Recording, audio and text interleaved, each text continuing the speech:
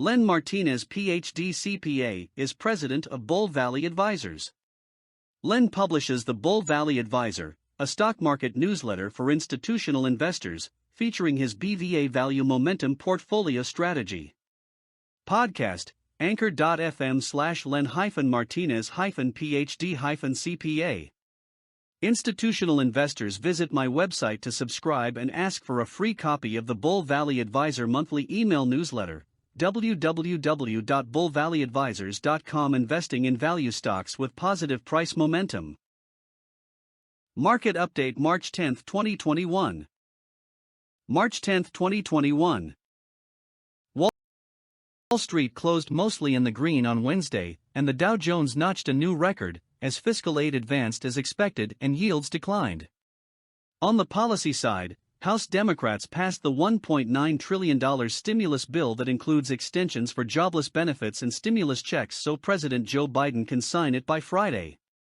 On the macro side, the 10-year Treasury yield was down 2 basis points to 1.52%. Meanwhile, consumer prices jumped 0.4% on a monthly basis, with the Consumer Price Index up 1.7% on an annual basis. On the corporate side, shares of Tesla fell 1% after soaring 20% in the previous session. The Dow Jones gained 463 points, or 1.5% to 32,296. The S&P 500 jumped 23 points, or 0.6% to 3899. In contrast, the Nasdaq lost 5 points or less than 0.1% to 13,069.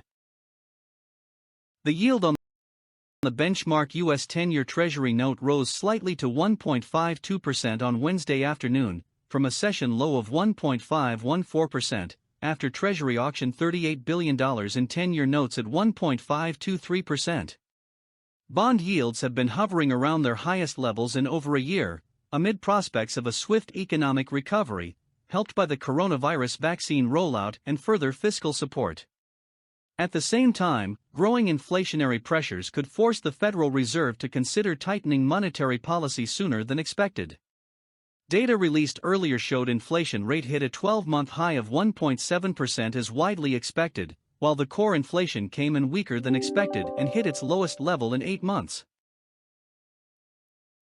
Annual inflation rate in the U.S. increased to 1.7% in February of 2021 from 1.4% in January, compared to market forecasts of 1.7%. It is the highest rate since February of 2020, with main upward pressure coming from energy cost, 3.7% versus -3.6% in January, namely gasoline, 1.6% versus -8.6%, electricity, 2.3% versus 1.5%, and utility gas service, 6.7% versus 4.3%. Prices of medical care services also increased slightly more, 3% versus 2.9%. In contrast, prices slowed for food, 3.6% versus 3.8%, used cars and trucks, 9.3% versus 10%, shelter, 1.5% versus 1.6%, and new vehicles, 1.2% versus 1.4%, and cost of apparel fell more, -3.6% versus -2.5%. On a monthly basis, consumer prices were up 0.4%, also in line with expectations as gasoline went up 6.4% and accounted for over half of the increase. Annual core inflation, on the other hand, came in below forecasts at 1.3%. Fed Chair Powell has been reiterating the inflation could temporarily exceed 2%, although upward price pressures are likely to be temporary. The dollar index edged down to below 92 on Wednesday, after fresh data showed the inflation rate in the U.S. rose 0.4% from the previous month as expected, easing concerns that it would pick up too fast. The annual inflation rate increased to 1.7% in February, in line with forecasts, and core inflation came slightly below expectations at 1.3%. Meantime, Treasury yields retreated and investors await the House to pass the $1.90 trillion stimulus bill during the day. The greenback has gained more than 2% so far this year as upbeat economic data and massive stimulus bill prompted fears of rising inflation and led to a bond sell-off. The U.S. posted a budget deficit of $311 billion in February 2021, compared with a $235 billion gap in the same period last year, and surpassing market expectations of $265 billion. Outlays jumped to $559 billion, while receipts declined to $248 billion. The spending figure included the $900 billion relief package Congress, but not the $1.9 trillion bill currently still discussed. Spending for income security was recorded at $122 billion, followed by outlays in Social Security, $94 billion, commerce and housing credit, $93 billion, Medicare, $59 billion, health, $58 billion, and national defense, $54 billion. For the first 5 months of the 2021 fiscal year started October 1, the U.S. federal deficit was a record-breaking $1,047 billion, as spending to deal with the COVID-19 pandemic surged while revenue declined. Mortgage applications in the United States fell 1.3% in the week ended March 5, after a 0.5% increase in the previous week, data from the Mortgage Bankers Association showed. Applications to refinance a home loan declined 5% on a weekly basis, and were 43% lower than a year ago, the first yearly drop since March 8, 2019. Applications to purchase a home, which are less sensitive to weekly rate moves, rose 7.2% from the previous week, and were up 2% year-on-year. The average fixed 30-year mortgage rate was up 3 basis points to 3.26%, the highest level since the week ended July 3.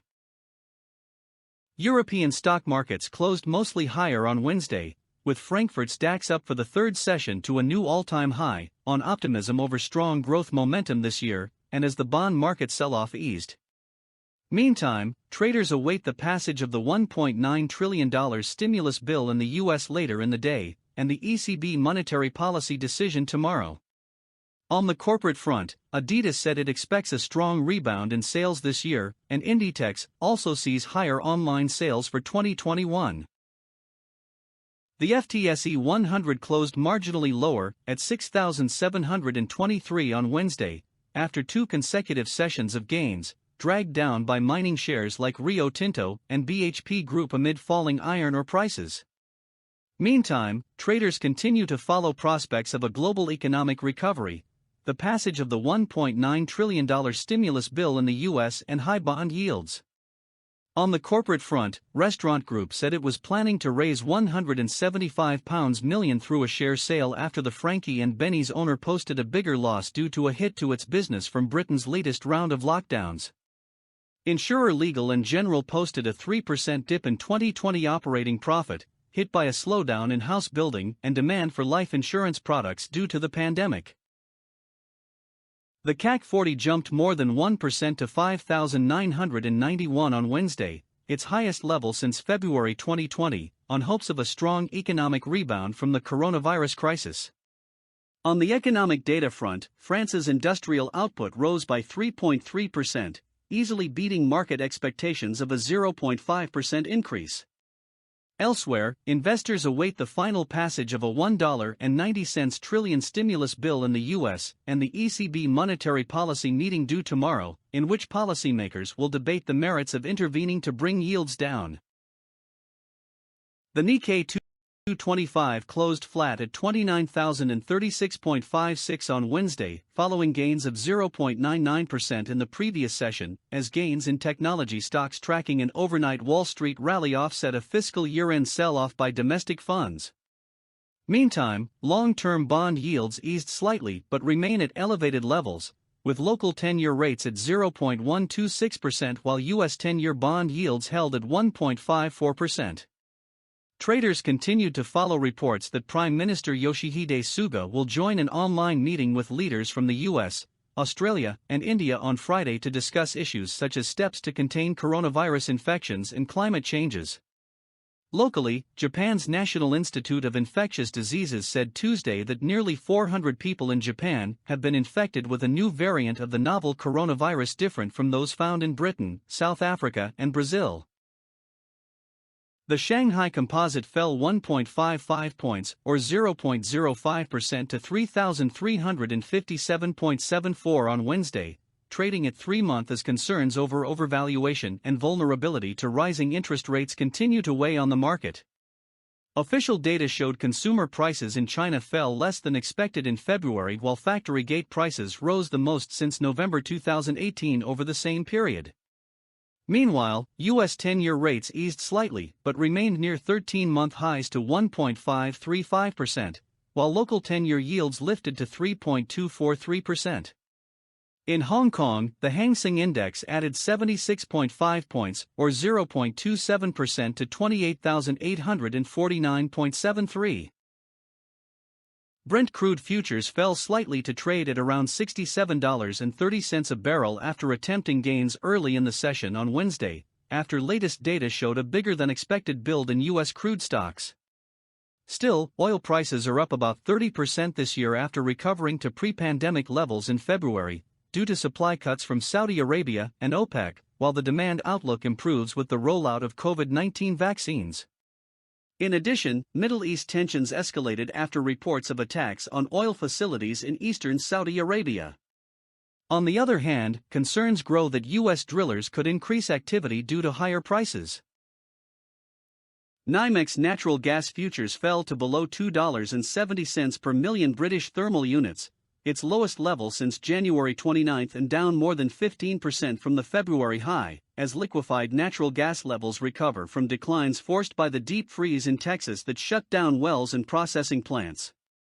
Prospects of lower demand due to warmer weather outlook also weighed.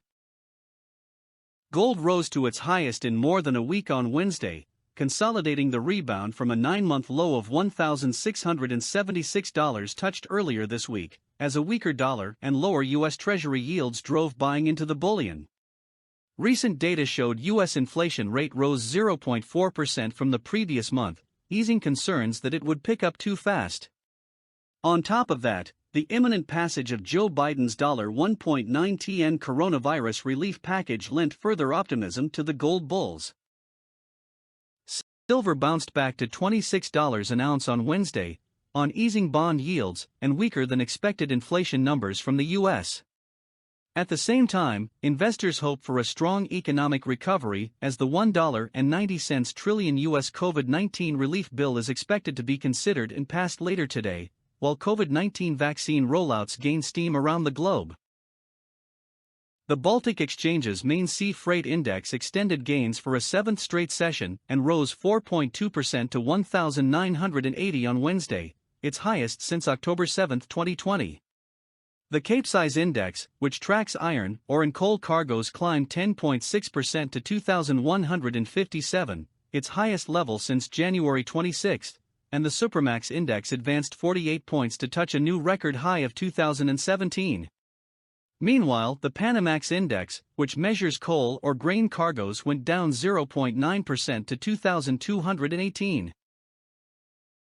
Chicago lumber futures have been trading around $990 per thousand board feet as investors unwound long positions following a massive rally that drove prices to a record level of $1,021.80 per thousand board feet on February 22.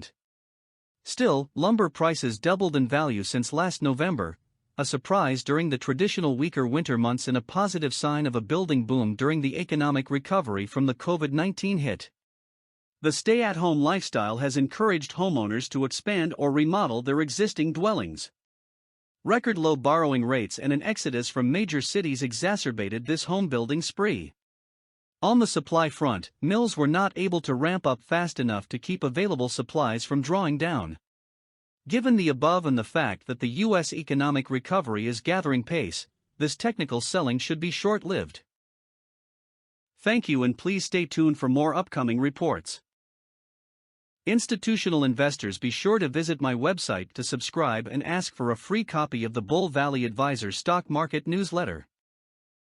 www.bullvalleyadvisors.com. You can also subscribe and listen to my podcasts on Anchor at anchor.fm/Len-Martinez-PhD-CPA. You can also subscribe and listen to my podcasts on Google Podcasts, Apple Podcasts, Breaker, Radio Public, and Spotify. Len Martinez is a financial consultant. Information in the Bull Valley Advisor newsletter should not be considered as investment advice or an offer to buy or sell securities. Data is derived from sources considered to be reliable, including Morningstar, StockCharts.com, Yahoo Finance, Finviz, TipRanks, Investing.com, ECRI, OECD, Guru Focus, Crestmont Research, Trading Economics, and S2O. Results are not guaranteed. Len Martinez is not an RIA. The data is shown for informational purposes and should not be considered investment advice or an offer to buy or sell securities.